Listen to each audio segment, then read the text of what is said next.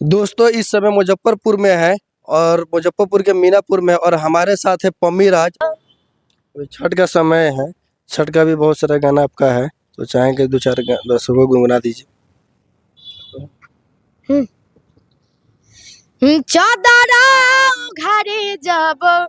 देखले ह दीनानाथ कौने संकट पड़ले तोहार उती संकट तोहारा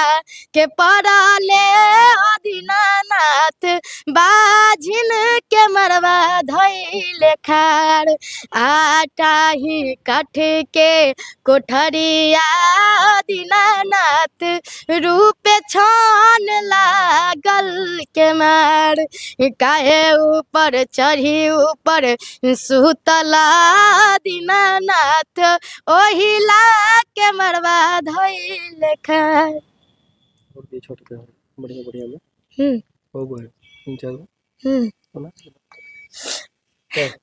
केरवा के पात पहरा उगेलन सूरज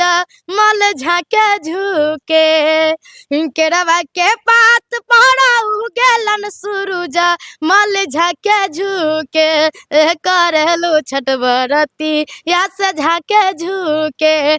करेलू छठ बरती या से झाके झुके हमरो जे बेटा वहाँ पवन ऐसन बेटा बस उनके लागे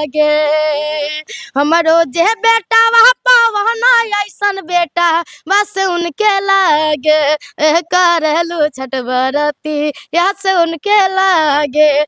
करेलू छठ बरती यहाँ से उनके लागे।